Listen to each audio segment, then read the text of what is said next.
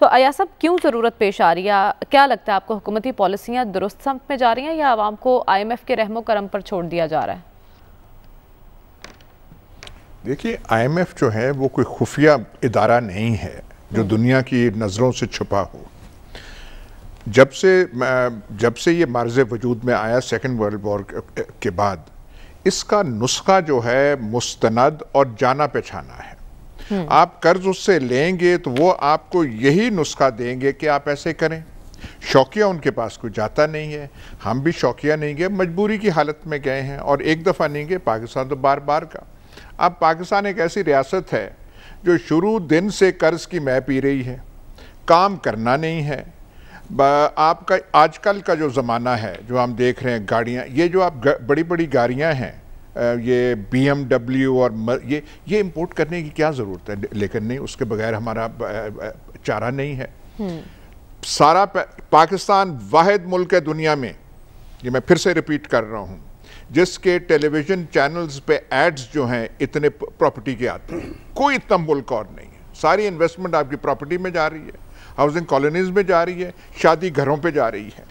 तो फिर आप मजबूरन वहाँ पे गए हैं IMF के पास, तो फिर रोएं मत।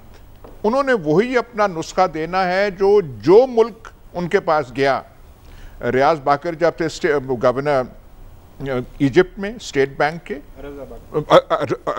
रजा बाकर, सॉरी, यही हुआ था वहाँ पे। यहाँ भी यही है कि करेंसी आप डिप्रिशिएट करें, यूटिलिटीज़ के जो बिल हैं वो आप ज़्यादा करें, मनी सप्लाई पे आप टाइट करें, सोशल स्पेंडिंग के प्रोग्राम्स जो हैं वो आप कम करें। ये उनका नुस्खा है। आप ना जाए ना वहाँ पे।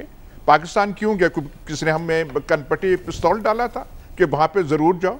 भाई जाके कर्ज ले के ये माशरा, ये रियासत बदहाल हो गई है। आपके पास इतना आपने कर्ज लिए कि अब डेट सर्विसिंग मुश्किल हो गई है। नंबर 1 आइटम हमारा जो है डेट सर्विसिंग है अभी, तो ना करें ना ऐसे। और फिर जाना भी, कर्ज लेने भी, अयाशियां रोकनी नहीं है, और फिर मौसमी मुश्किलात तो अपनी जगह मौजूद है। सलमान साहब, मईशत की बहाली का ख्वाब क्यों हकीकत नहीं बन पा रहा? देखिए मरियम, इसी साल मार्च में हमारे मौजूदा मशीर ख़जाना जिन IMF की शराइत को मईशत का भट्टा बैठाने के मुतरादिफ करार दे रहे थे, अब वो मुआहदा करके आई हैं और मुआहदा हो गया है। अच्छा। लेकिन इस पे दस्तखत कब होने हैं? 12 जनवरी को उनकी एग्जीक्यूटिव काउंसिल में। शराइत क्या है कि ये शराइत सारी आपके पार्लियामान में पास होनी है। उसमें ये स्टेट बैंक की खुद मुख्तारी का भी जो कानूनी तहफ़्फ़ुज़ हासिल किया जा रहा है, ये सब कुछ पार्लियामेंट में होना है। और आज शहबाज शरीफ साहब ने जिस क़यामत खेज़ महंगाई का जिक्र किया है जो 1 दिसंबर से आने वाली है, हुकूमत को तो छोड़ें, लेकिन हुकूमत ने तो अपने हाथ पाँव छोड़ दिए हैं IMF पे। तो ये बड़ा इम्तिहान है इस पार्लियामेंट का, जिस पार्लियामेंट को हम कहते हैं कि ये 22 करोड़ अवाम की नुमाइंदा पार्लियामेंट, और इस नुमाइंदा पार्लियामेंट ने पाकिस्तान के अवाम को दरपेश मसाइल और मुश्किलात का सद्देबाब करना है, उन्हें रिलीफ फराहम करना है। ये अगले हफ्ते वहाँ पर पेश होना है, और पार्लियामेंट से मंजूरी के बाद वो उन्होंने आपको 1 अरब 5 लाख डॉलर्स देने हैं अपनी एक किस्त के लिए। और फिर कहा जा रहा है जी अवाम पर, अभी मैं कुछ देर पहले 7 बजे के प्रोग्राम में एक हुकूमती तर्जुमान कह रहे थे कि अभी आपको पेट्रोलियम में रिलीफ $13 की कमी हुई है, लेकिन पाकिस्तान के अंदर इस मुआहदे के तहत पेट्रोलियम की कीमतों में भी इजाफा होना है, बिजली की कीमतों में भी इजाफा होना है, और जो 350 अरब GST है उसमें जो इस्तिस्ना था वो भी ख़त्म करने के लिए जा रहे हैं। महंगाई का एक बड़ा तूफान है जो इस पार्लियामेंट के लिए इम्तिहान है। अगर ये पार्लियामेंट पाकिस्तान के अवाम की नुमाइंदा है तो फिर रोका जाए इस सारे मामले को, कि अगर आप अपना पाकिस्तानी अवाम का गला IMF को दे रहे हैं और उनकी छुरी से वो इसको करने की कोशिश कर रहे हैं, तो फिर ये मैं समझता हूँ कि ये पार्लियामेंट अगर इस मुआहदे को इसकी मंजूरी देती है तो फिर इनकी क्रेडिबिलिटी के आगे भी बहुत बड़ा इम्तिहान है। डॉक्टर साहब, आपको क्या लगता है कोई रिलीफ का इम्कान है अवाम के लिए? देखिए, आप अगर रिलीफ देने के काबिल होते तो IMF के पास क्यों जाते हैं?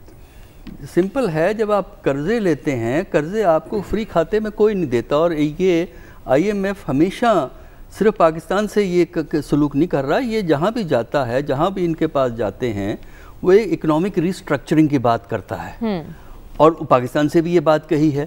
तो लिहाजा पाकिस्तान को अब इकोनॉमिक रिलीफ वहाँ से लेने के लिए रिस्ट्रक्चरिंग करनी पड़ेगी। जो कहा जा रहा है कि नए टैक्स नहीं लगा रहे, सिर्फ जो रियायतें हैं उनको मनसूख किया जा रहा है, तो इसका मतलब ये है कि आम आदमी के लिए तो कीमतें बढ़ जाएंगी ना। देखिए, अगर किसी चीज़ पे 17% की बजाय 5% GST था, अब उसको 5% को बढ़ा के जो असल GST का रेट है 17 पे लेके जाएंगे तो उसकी कॉस्ट तो बढ़ जाएगी। देखिए, इसका वजह वही है जो मैंने पहले कही थी कि हम कहते कुछ हैं, करते कुछ हैं। कॉलोफेल में तजाद, कॉलोफेल का जो इतना बड़ा तजाद हम में है। देखिए, अगर आप चाहते हैं कि आप इस कैद से, इस मुश्किल से निकलें, आपकी इकॉनमी आवाम को सर्व करे, IMF वर्ल्ड बैंक को ना करे, और उनके जो खिदमत गुजार हैं वो हमारी इकॉनमी को कंट्रोल ना करें, तो उसका तरीका है आप आदतें बदलिए, तरीके बदलिए, अंदाज बदलिए, और इसके लिए इकोनॉमिक हैबिट्स को आपको बदलना पड़ेगा। मसलन ये है कि जब इकोनॉमिक प्राइसेस बहुत सी ऊपर जाती हैं तो उसको मैनेज करने का सोसाइटल लेवल पे तरीके हैं जो दुनिया में पढ़े लिखे ममालिक ने, जहाँ पे जमहूरियत सही चल रही होती है, अवाम में अपने आप पे एतमाद होता है, अवाम लीडरों पे की तरफ नहीं देखते बल्कि ख़ुद एक्शन लेते हैं। और वो एक्शन ये है कि वो ये करें कि जो अपनी बहुत सी आदतें हैं, जो उनके खर्च करने के जो स्टाइल हैं, उनको रोकें। और जो पाकिस्तान में अपर स्टेट ऑफ सोसाइटी है, दौलत का जो तफावत है पाकिस्तान में अमीर और गरीब में, जो पॉलिसीज सिर्फ अपर स्टेटा को सर्व करती हैं, उन पर पाबंदी लगाएं। ठीक है, जब तो तक स्टेट इंटरवेंशन नहीं करेगी ये नहीं होगा। पर नजरसानी की करने की जरूरत है। खबर क्या लगता है आपको, मौसमी मुश्किलात अपनी जगह हैं लेकिन हुकूमती दावे कुछ और बता रही हैं, तजाद क्यों है और आलमी मार्केट में पेट्रोलियम मसनूआत की कीमतें अब कम होने जा रही हैं, इसका फायदा आम आदमी तक पहुंचेगा?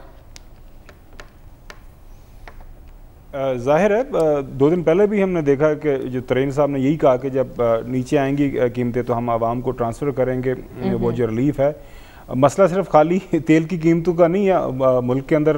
ज़ाहिर है आपकी मईशत पिछले 3-4 साल से डिप्रेशन के अंदर है, उसके कुछ एक्सटर्नल जो है मुहरकात तो हैं ही हैं इंटरनेशनली, जो भी आफ्टर कोविड, लेकिन इंटरनली जो हम चीज़ें देखते हैं ना कि जो हुकूमत के करने की हैं, जिस बात की तरफ डॉक्टर साहब ने इशारा किया है, वो डिस्ट्रीब्यूशन ऑफ वेल्थ है ना between the rich and the poor, उसके अंदर काफ़ी ज़्यादा तफरीक आ गई है। अच्छा। एक तरफ आप जाएं लाहौर, इस्लामाबाद, कराची, तमाम बड़े शहरों के अंदर आप किसी जो है डीलर के पास चले जाएं नए गाड़ी बुक करवाने के लिए, चाहे वो कौन सी भी कंपनी है, आपको कहेंगे जी साल तक आप गाड़ी नहीं बुक करवा सकते। आप किसी जो है और कोई चीज़ खरीदनी है, आप किसी बड़ी जो है शॉपिंग स्टोर पे चले जाए, वहाँ पे देखें, उनसे जाकर देखें, पूछें कि वहाँ पे क्या हालात हुआ क्या आता है। लाहौर, इस्लामाबाद जो बड़े शहरों के अंदर आप कोई रेस्टोरेंट देख लें, वहाँ पे आपको बाहर खड़ा होना पड़ता है, इतनी ज़्यादा तादाद के अंदर लोग आते हैं, तो वो वहाँ पे आपको सीट नहीं मिलती। लेकिन उसके साथ साथ एक तबका है जो पिस भी रहा है, जो ख़ासतौर पर जो वाइट कॉलर वाले लोग हैं, जो लोअर मिडिल क्लास के लोग हैं।